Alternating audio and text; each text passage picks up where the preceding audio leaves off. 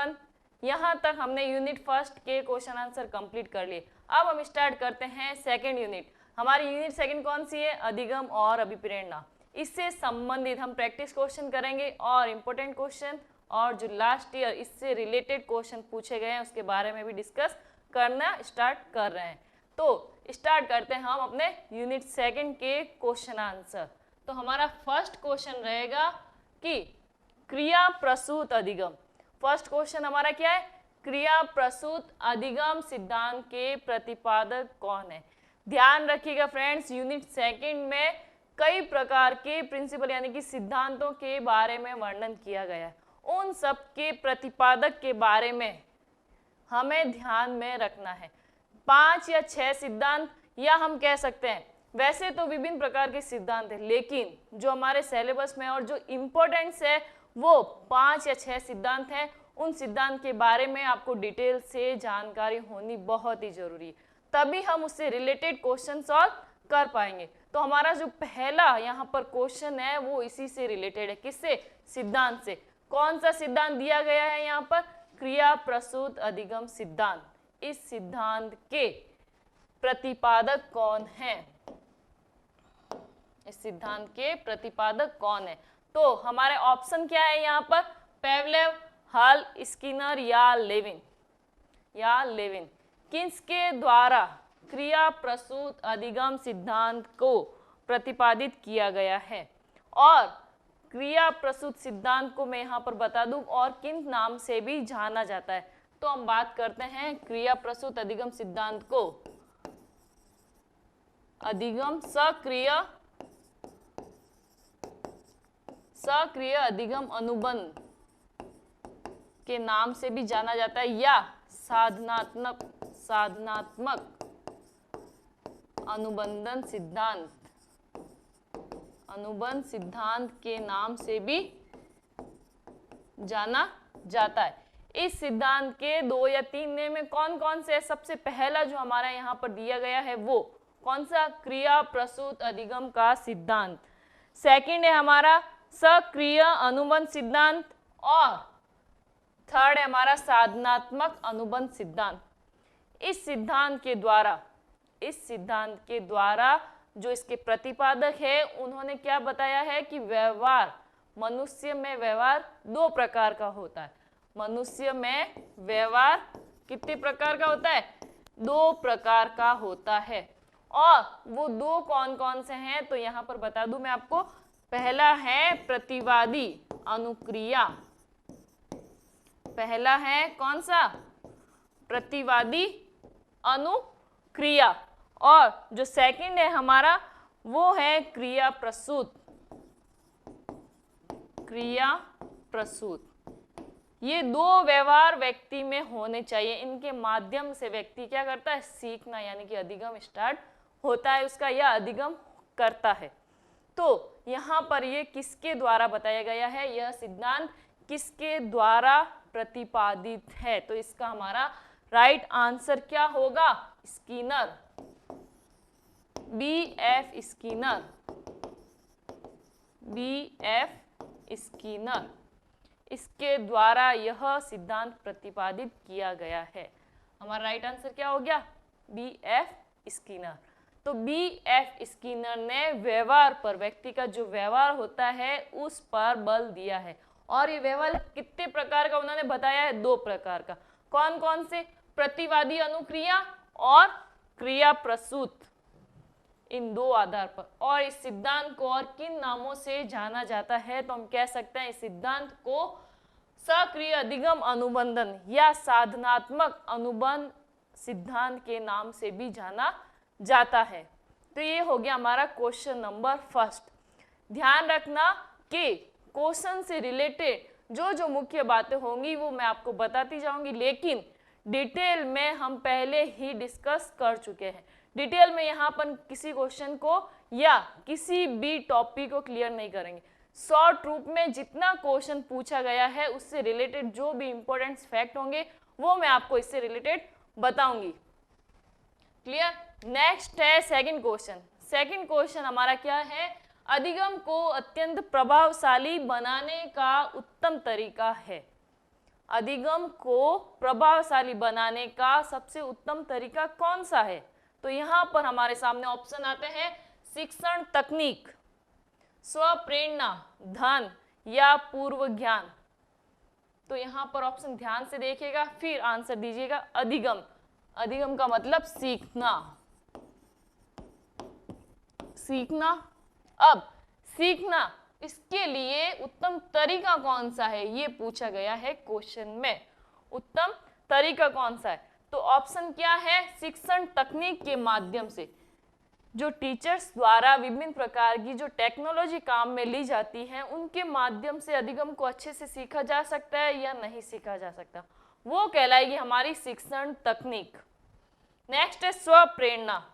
स्वप्रेरणा यानी खुद के विचारों के आधार पर खुद को किसी जगह से, वस्तु से या इंसान से प्रेरित होकर, यानी कि स्वप्रेरणा, खुद के अनुभवों के आधार पर, खुद के जो मन में भाव उठ रहे हैं, विचार उठ रहे हैं, उन विचारों के आधार पर प्रेरित होकर अधिगम यानी कि सीखना व्यक्ति प्रारंभ करता है, स्वयं से प्रेरित होकर।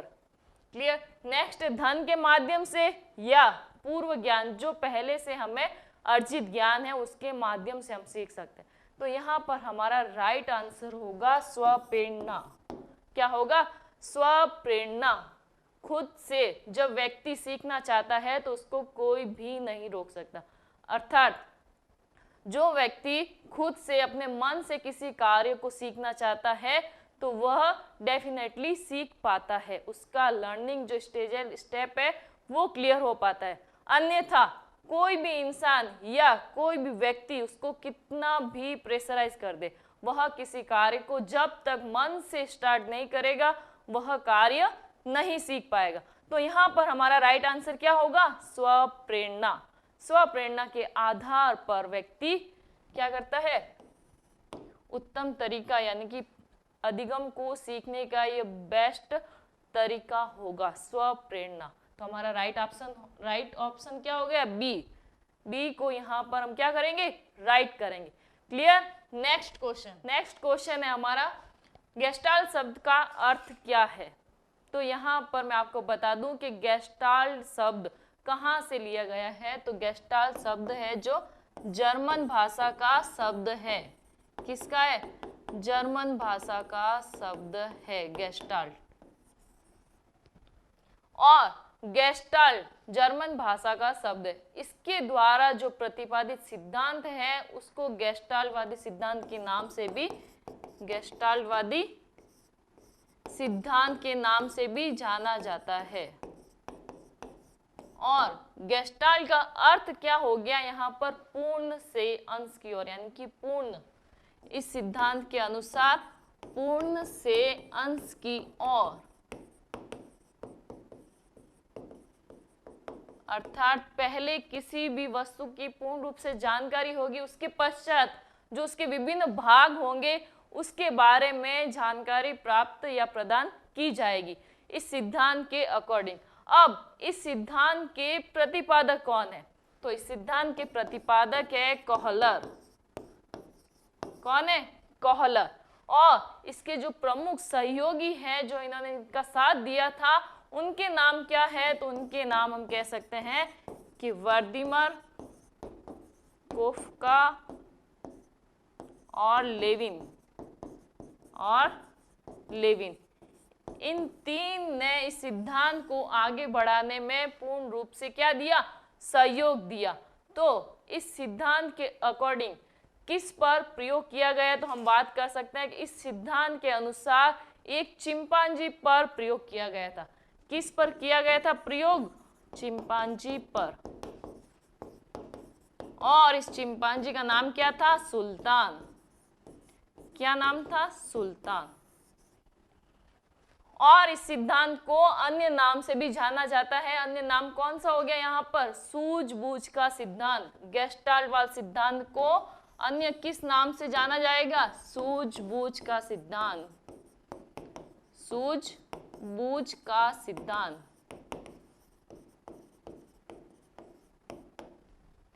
जैसा कि प्रयोग में बताया गया है कि चिंपांजी द्वारा किस प्रकार अपनी सूझबूझ का प्रयोग करके केले को प्राप्त किया गया, तो इसके आधार पर इसका नाम क्या रख दिया गया, सूझबूझ का सिद्धांत।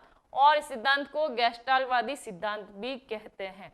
और इस सिद्धांत के प्रतिपादक कौन है, तो प्रतिपादक के रूप में आएंगे हमारे कॉहलर साहब। कॉहलर के द्वारा इस सिद्धांत का प्रतिपादन किया गया। और इसके जो प्रमुख सहयोगी हैं वो कौन है, तो प्रमुख सहयोगी के रूप में वर्दिमर, कोफका और लेविन, इन तीन का नाम इंक्लूड होगा।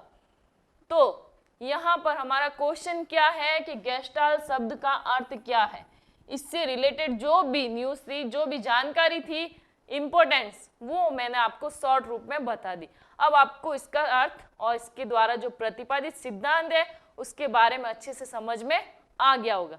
तो इसका आंसर क्या होगा हमारा, समग्रता, पूर्णकार, समरूपता, ये तीनों ही हमारे क्या होंगे आंसर। अर्थात जो डी ऑप्शन है हमारा उपयुक्त सभी, वो हमारा क्या होगा राइट आंसर। गेस्टाल्ट कहाँ का शब्द है, जर्मन का, और इसका अर्थ क्या होता है, समग्र रूप से, पूर्णाकार भी कह सकते हैं हम, या समरूपता भी कह सकते हैं। तो ये सभी इसके अर्थ के रूप में माने जाएंगे। Clear question. नेक्स्ट क्वेश्चन, सीखना विकास की प्रक्रिया है।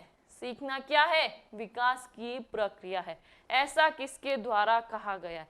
कोटेशन दे दिया और राइटर का नाम पूछ लिया गया।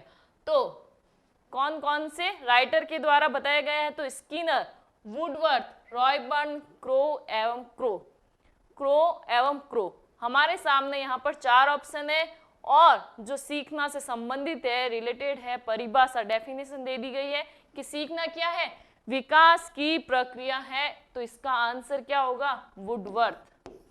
वुडवर्थ के द्वारा यह बताया गया है कि सीखना क्या है, जैसे जैसे व्यक्ति का विकास होगा वैसे वैसे व्यक्ति सीखना प्रारंभ करेगा। क्लियर। नेक्स्ट क्वेश्चन है, सीखना किससे प्रभावित होता है। सीखना किससे प्रभावित होता है, तो हमारा ऑप्शन क्या है, आत्मा से, मन से, बुद्धि से या प्रेरणा से। सीखना किससे प्रभावित होता है, ध्यान से देखिएगा, ये तीनों हमारे शरीर से रिलेटेड है। और प्रेरणा, जैसा कि यहाँ पर लास्ट क्वेश्चन भी आया था, स्व प्रेरणा, जिसका राइट ऑप्शन क्या था हमारा, स्व प्रेरणा। व्यक्ति खुद से जब प्रेरित होगा तो वह सीखना स्टार्ट करेगा। तो यहाँ पर भी हमारा जो राइट ऑप्शन होगा वो क्या होगा, प्रेरणा से। जब व्यक्ति को प्रेरणा मिलेगी तब वह अपने मन से किसी कार्य की करने की इच्छा जाहिर करेगा, तब वह उस कार्य में क्या हो पाएगा, सफल हो पाएगा। तो यहाँ पर क्या सब क्वेश्चन है, सीखना किससे प्रभावित होता है, तो सीखना प्रेरणा से प्रभावित होता है, ना कि आत्मा से, मन से या बुद्धि से, तीनों से नहीं। खुद की जब प्रेरणा होगी तब, और प्रेरणा कहाँ से आएगी, इन तीनों से ही मिलाकर प्रेरणा आएगी। तो क्लियर आंसर। नेक्स्ट क्वेश्चन है, थॉर्नडाइक का अधिगम सिद्धांत, बहुत ही इंपॉर्टेंट सिद्धांत है ये हमारा, थॉर्नडाइक का अधिगम सिद्धांत। निम्नलिखित में से किस नाम में से जाना जाता है। तो थॉर्नडाइक के जो सिद्धांत है उसको कई नामों से जाना जाता है, उसके 4 या 5 नाम है। जो पहले यहाँ पर हम ऑप्शन देखते हैं कौन कौन से, सूझ या अंतर्दृष्टि का सिद्धांत, जो कि किसके द्वारा दिया गया है, गेस्टाल्टवादी, जैसा कि अभी हमने जिसके बारे में डिस्कस किया था। तो ये हो गया गेस्टाल्टवादी सिद्धांत। तो ये हमारा ऑप्शन क्या हो गया, रॉन्ग हो गया। पुनः बलन का सिद्धांत, तो पुनः बलन का सिद्धांत है जो कुर्ट लेविन द्वारा प्रतिपादित है। कुर्ट लेविन द्वारा यह सिद्धांत प्रतिपादित है। तो ये भी हमारा क्या हो गया, कैंसिल हो गया। सॉरी, पुनः बलन का जो सिद्धांत है वो हल द्वारा प्रतिपादित सिद्धांत है। हल द्वारा, किसके द्वारा, पुनः बलन सिद्धांत का प्रतिपादन किसने किया था, हल ने किया था। CL हल इसका पूरा नाम है। और जो तलरूप सिद्धांत है, इस सिद्धांत के प्रतिपादक है कुर्ट लेविन। कौन है, कुर्ट लेविन। समतल रूप सिद्धांत के प्रतिपादक। और जो हमारा लास्ट बचा है प्रयत्न व भूल का सिद्धांत, तो इस सिद्धांत के प्रतिपादक कौन है? थॉर्नडाइक। कौन है? थॉर्नडाइक। तो थॉर्नडाइक द्वारा प्रयत्न और भूल का सिद्धांत प्रतिपादित किया गया है। तो यहाँ पर थॉर्नडाइक द्वारा जो सिद्धांत है क्रिया प्रसूत का सिद्धांत, इसको और भी विभिन्न नामों से जानते हैं। कौन कौन से नाम है? तो सबसे पहला हम देखते हैं कि अनुबंधन का सिद्धांत, इसको हम क्या कह सकते हैं? अनुबंधन का सिद्धांत। उद्दीपक और अनुक्रिया का सिद्धांत भी इसको कहा जाता है। उद्दीपक व अनुक्रिया का सिद्धांत, अनुक्रिया का सिद्धांत।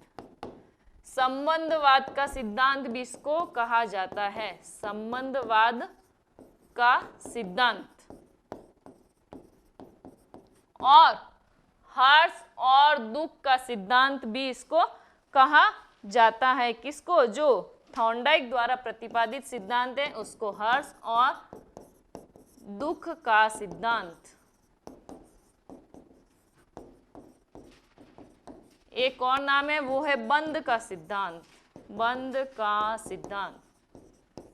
तो थॉर्नडाइक द्वारा जो प्रतिपादित सिद्धांत है प्रयत्न और भूल का सिद्धांत, तो उसको हम कह सकते हैं उद्दीपक और अनुक्रिया का सिद्धांत, यानी कि SR थ्योरी भी इसको कहा जाता है। SR थ्योरी के नाम से भी जाना जाता है। अनुबंधन का सिद्धांत, उद्दीपक व अनुक्रिया का सिद्धांत, यानी कि स्टिमुलस एंड रेस्पॉन्स की थ्योरी। और जो है संबंधवाद का सिद्धांत, इन दोनों के बीच में क्या होता है? संबंध स्थापित होता है। तो इसको संबंधवाद का सिद्धांत और हर्ष और दुख का सिद्धांत। तो थॉर्नडाइक ने किस पर प्रयोग किया था? एक बिल्ली पर प्रयोग किया था। तो प्रयोग किस पर था थॉर्नडाइक का? बिल्ली पर। तो बिल्ली को जो दुख भी होता है और हर्ष भी होता है, उस नाम के आधार पर थॉर्नडाइक ने हर्ष और दुख का सिद्धांत नाम रख दिया। और इस सिद्धांत को बंध यानी कि बॉन्ड जो स्थापित होता है S और R के मध्य में, तो उसके आधार पर इस सिद्धांत का नाम क्या रख दिया गया? बंध का सिद्धांत। तो ये था हमारे थॉर्नडाइक का सिद्धांत, जिसको अन्य विभिन्न नामों से भी जाना जाता है। क्लियर? नेक्स्ट क्वेश्चन, पुनः बलन सिद्धांत के प्रतिपादक कौन है? पुनः बलन सिद्धांत के प्रतिपादक कौन है? तो हमारे ऑप्शन है हल, कोफ्का, गुथरी या पावलोव।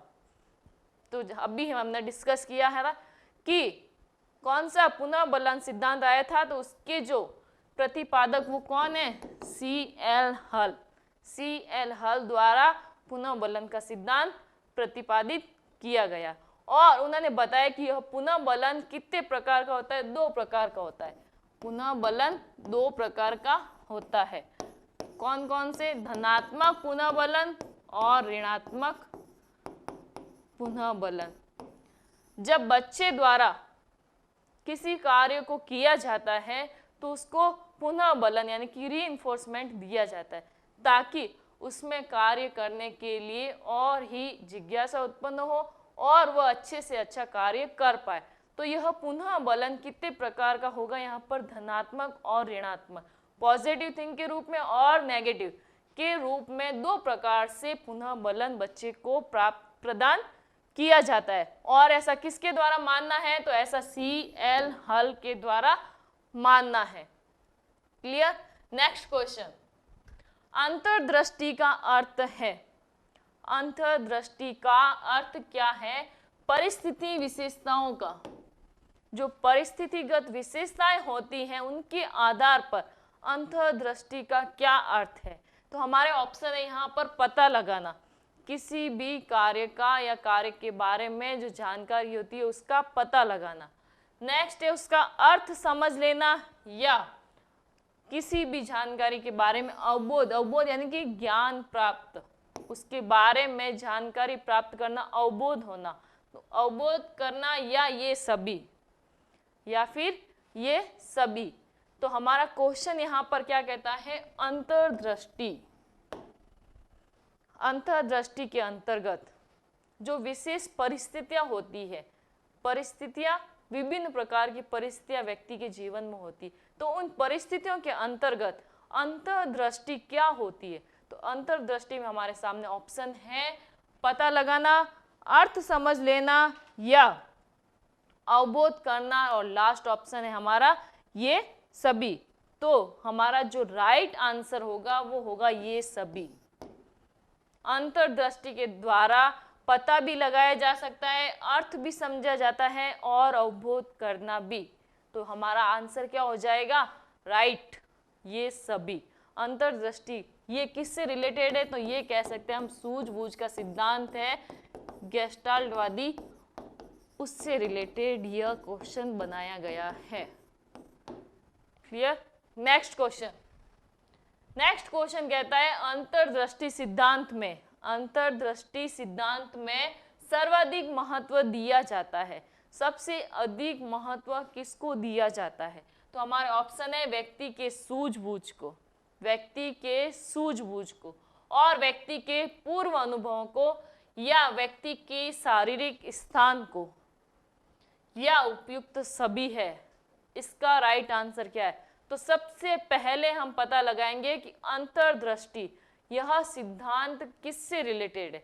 तो यह सिद्धांत है गेस्टाल्टवादी से रिलेटेड। किससे है, गेस्टाल्टवादी से रिलेटेड है। और गेस्टाल्टवादी सिद्धांत को और किस नाम से भी जाना जाता है, तो बताया था मैंने अभी आपको थोड़ी देर पहले कि सूझबूझ का सिद्धांत, सूझबूझ का सिद्धांत। तो ये यहाँ पर कहीं कनेक्ट हो रहा है क्या, बिल्कुल हो रहा है। कौन से ऑप्शन से, फर्स्ट ऑप्शन से, व्यक्ति के सूझबूझ के। तो इस सिद्धांत के अंतर्गत जो बताया गया है किसके द्वारा, कोहलर के द्वारा। प्रतिपादक कौन है, कोहलर। कोहलर ने बताया है कि व्यक्ति में जो अधिगम होता है, लर्निंग होती है, वो व्यक्ति में अचानक सूझबूझ से आती है। व्यक्ति में परिस्थितियों को ध्यान में रखते हुए सूझ और बूझ का इस्तेमाल किया जाता है, तब व्यक्ति क्या करता है, किसी कार्य को सीखना प्रारंभ करता है। उन्होंने इस प्रयोग में इसी पर बल दिया है। चिंपांजी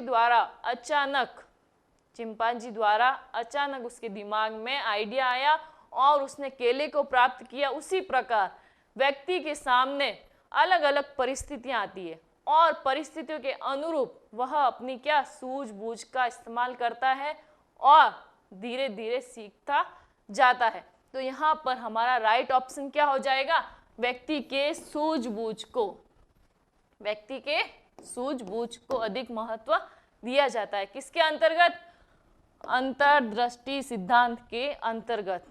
तो यहाँ पर हमें इस यूनिट में सिद्धांत यानी कि जो अधिगम से रिलेटेड सिद्धांत हैं उन सिद्धांतों को ध्यान से पढ़ना है और उन सिद्धांतों से जो रिलेटेड क्वेश्चन बनते हैं उन क्वेश्चन की हमें क्या करनी है, प्रैक्टिस करनी है, ताकि अधिक से अधिक जो हमारा कंसेप्ट है हर सिद्धांत के अनुरूप वो क्लियर हो सके। नेक्स्ट क्वेश्चन, अधिगम है। अधिगम क्या है, तो अधिगम के अनुरूप जो हमारे सामने ऑप्शन है वो है अनुभव एवं प्रशिक्षण द्वारा व्यवहार में परिवर्तन। अनुभव और प्रशिक्षण द्वारा जो बिहेवियर में चेंजेस होता है वो क्या कहलाता है, हमारा परिवर्तन अधिगम कहलाता है। सेकंड है हमारा परिपक्वता द्वारा व्यवहार में परिवर्तन। जब बच्चा मैच्योर हो जाता है, उसमें निर्णय लेने की समझ आ जाती है, तब उसके व्यवहार में जो चेंजेस आता है वो क्या कहलाता है, अधिगम कहलाता है। या व्यवहार में जितने भी परिवर्तन होते हैं वो सभी अधिगम कहलाते हैं, या है उपरोक्त सभी। तो हमारा यहाँ पर राइट आंसर क्या होगा, अधिगम क्या है, अनुभव एवं प्रशिक्षण द्वारा व्यवहार में परिवर्तन ही क्या कहलाएगा, हमारा अधिगम कहलाएगा। Clear. Next question, next question है हमारा सीखने के उद्दीपक अनुक्रिया। सीखने की उद्दीपक और अनुक्रिया सिद्धांत के मुख्य प्रतिपादक कौन है। देखो, एक ही सिद्धांत के विभिन्न क्वेश्चन बन सकते हैं, या उनके नाम के आधार पर या तो उनके प्रयोग के आधार पर कि कितने प्रकार के उनके नाम होते हैं, यानी कि कितने पर्यायवाची रूप में हम कह सकते हैं। तो थॉर्नडाइक द्वारा जो सिद्धांत प्रतिपादित किया गया है, कौन सा? प्रयत्न और भूल का सिद्धांत। तो उसको विभिन्न नामों से जाना जाता है। अब कोई भी नाम उठाकर दे दिया जाए और पूछ लिया जाए कि यह सिद्धांत किसके द्वारा प्रतिपादित है, तो पहले हमें सिद्धांत के नाम के बारे में अच्छे से समझना होगा। उसके पश्चात उसने किस पर प्रयोग किया है और प्रयोग का जो कंक्लूजन, जो निष्कर्ष निकल के आता है, उसका हमें ध्यान में रखना है। तो यहाँ पर क्या पूछा गया है कि उद्दीपक और अनुक्रिया का सिद्धांत, यानी कि SR का सिद्धांत, जैसा कि मैंने अभी आपको थोड़ी देर पहले बताया था, SR सिद्धांत किसके द्वारा प्रतिपादित है? थॉर्नडाइक द्वारा प्रतिपादित सिद्धांत है। तो यहाँ पर हमारा राइट आंसर क्या हो जाएगा? थॉर्नडाइक। थॉर्नडाइक ने इस सिद्धांत को क्या किया है? प्रतिपादित किया। और इसने किस पर प्रयोग किया? बिल्ली पर प्रयोग किया है। क्लियर? नेक्स्ट क्वेश्चन, मोटिवेशन शब्द की उत्पत्ति। मोटिवेशन शब्द की उत्पत्ति लैटिन भाषा के किस धातु से हुई है? अर्थात हमें ये तो पता चल गया कि मोटिवेशन शब्द है जो उसकी उत्पत्ति लैटिन भाषा से हुई है, लैटिन भाषा से हुई है मोटिवेशन शब्द की उत्पत्ति। ठीक है, अब यह किस धातु से हुई है? यहाँ पर धातु का नाम पूछ लिया, तो यहाँ पर हमारे ऑप्शन है मोटिवे धातु से, मोटम धातु से, मोवियर धातु से या मोटिस धातु से। मिलते जुलते सारे ऑप्शन हमें दे दिए, लेकिन हमें ध्यान में रखना है कि किस धातु से हुई है। एक शब्द यानी कि एक अक्षर का कह सकते हैं हम, एक अक्षर का फर्क इन सब में है, और वो अक्षर कौन सा है? तो मोटिवेशन शब्द की उत्पत्ति लैटिन भाषा से हुई है। लैटिन भाषा में भी वह किस धातु से हुई है? तो धातु का यहाँ पर हम बात करें तो यहाँ पर मोटम धातु से मोटिवेशन शब्द की उत्पत्ति हुई है। मोटम, मोटम धातु से मोटिवेशन शब्द की उत्पत्ति हुई है, जो कि लैटिन भाषा का क्या है? एक शब्द है। क्लियर? तो हमारा राइट आंसर हो जाएगा मोटम धातु। नेक्स्ट क्वेश्चन है, सीखना संबंध स्थापित करना है। सीखना क्या है? संबंध स्थापित करना है। संबंध स्थापित करने का कार्य मनुष्य का मस्तिष्क करता है। सीखना क्या है? संबंध स्थापित करना है, और ये संबंध स्थापित करने का कार्य कौन करता है? मनुष्य का मस्तिष्क करता है। ऐसा किसके द्वारा कहा गया है? तो ऐसा जो हमारे ऑप्शन है वो देखेगा यहाँ पर रॉयबर्न। क्या ऑप्शन है हमारा? फर्स्ट है रॉयबर्न, थॉर्नडाइक, कॉल्विन और वुडवर्थ। और कौन सा है? वुडवर्थ। तो हमारा यहाँ पर राइट आंसर होगा थॉर्नडाइक। थॉर्नडाइक द्वारा यह कहा गया है कि सीखना क्या है? संबंध स्थापित करना है, और संबंध स्थापित करने का कार्य कौन करता है? मनुष्य का मस्तिष्क करता है। ऐसा किसके द्वारा कहा गया है? तो ऐसा थॉर्नडाइक द्वारा कहा गया है। कोटेशन दे दिया और जो राइटर है उसका नाम पूछ लिया। इससे रिलेटेड भी एक क्वेश्चन बनता ही है, और एग्जाम में इसी टाइप के क्वेश्चन पूछे भी जाते हैं, तो इन पर भी जरा थोड़ा ध्यान दीजिएगा। नेक्स्ट क्वेश्चन हमारा, कक्षा वातावरण में, जो कक्षा का वातावरण है उसमें सीखने का महत्वपूर्ण नियम कौन सा है? और हमारे सामने ऑप्शन दे दिए गए, व्यवस्थित अधिगम या रटने का नियम, हस्तलेखन, और लास्ट है अवांछित विश्राम। अवांछित विश्राम। तो कक्षा में किस प्रकार सीखने का जो मुख्य नियम है, महत्वपूर्ण नियम है, वो कौन सा है? तो यहाँ पर हमारे सामने ऑप्शन है चारों में से राइट कौन सा होगा? तो राइट यहाँ पर होगा हस्तलेखन। जो क्लास में कार्य करवाया जाता है वह किसके द्वारा कंप्लीट होता है? जब बच्चा खुद अपने हाथ से लिखता है तो उसको 50% तक लर्न रहता है, ध्यान में रहता है, याद रहता है, और जो हाथ का लिखा हुआ है उसको बाद में भी वह देखकर समझ सकता है। लेकिन जब जिस सिचुएशन में एक टीचर्स द्वारा पढ़ाया जाता है उसमें या तो मेन पॉइंट होते हैं उसको हाथ से लिखे, या टीचर्स द्वारा जो बताया जा रहा है उसको डिटेल से लिखे। लेकिन सुना हुआ कितना परसेंट याद रहता है? तो सुना हुआ सिर्फ 30% ही लर्न रहता है।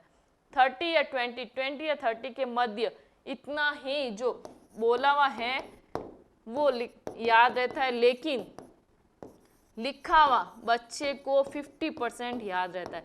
तो इसलिए कक्षा वातावरण में सीखने के लिए सबसे जो महत्वपूर्ण नियम है वो कौन सा होगा? यहाँ पर हस्तलेखन, यानी कि बच्चे के स्वयं के द्वारा लिखा गया कार्य, वो उसको 50% तक लर्न रहता है, उसके माध्यम से वह आसानी से सीख पाता है। क्लियर? नेक्स्ट क्वेश्चन, नेक्स्ट हमारा सीखने के लिए विषय सामग्री कैसी होनी चाहिए? बच्चों को जब सिखाया जाता है, छोटे बच्चों को जब स्कूलों में सिखाया जाता है तो उस समय विषय सामग्री कैसी होनी चाहिए, किसके आधार पर उसको सिखाया जाए? तो यहाँ पर विषय सामग्री बताई गई है, कठिन होनी चाहिए या सरल होनी चाहिए, या सरल से कठिन होनी चाहिए, या कठिन से सरल होनी चाहिए। सारे ऑप्शन एग्जाम में मिलते जुलते आते हैं, लेकिन हमें क्वेश्चन को ध्यान में रखते हुए ऑप्शन देखने और राइट आंसर करना है। ऑप्शन क्या है यहाँ पर? सीखने के लिए विषय सामग्री कैसी होनी चाहिए? तो विषय सामग्री छोटे बच्चों के लिए कैसी होनी चाहिए? सरल से कठिन होनी चाहिए। पहले बच्चे को इजी कार्य सिखाया जाए, इजी भाषा में जो कुछ भी हम उसे पढ़ाना चाहते हैं या सिखाना चाहते हैं, सबसे इजी जो सरल तरीका हो उसको बताया जाए। उसके पश्चात धीरे धीरे कठिन, यानी कि धीरे धीरे हार्ड वर्क की तरफ बढ़ाया जाए। तो क्या होगा हमारा यहाँ पर आंसर? सरल से कठिन की ओर। बच्चे की विषय सामग्री कैसी होनी चाहिए? सरल से कठिन की ओर। नेक्स्ट क्वेश्चन हमारा क्या है? सीखना का प्रारंभ किससे होता है? सीखना है जो उसका प्रारंभ कहाँ से होता है? तो हमारे सामने ऑप्शन दे दिए गए हैं, ज्ञान से, अनुभव से, या जिज्ञासा से, या रुचि से। तो सीखना कहाँ से प्रारंभ होगा? जब व्यक्ति में क्या होगी? जिज्ञासा होगी, उत्सुकता होगी, तब वह क्या करेगा? सीखना प्रारंभ करेगा, तब उसका सीखना प्रारंभ होगा। जब व्यक्ति के मन में जिज्ञासा होगी, उत्सुकता होगी किसी कार्य को करने के प्रति, तब वह कार्य में सफलता भी प्राप्त करेगा और उस कार्य को जल्दी से जल्दी कर भी लेगा। क्लियर?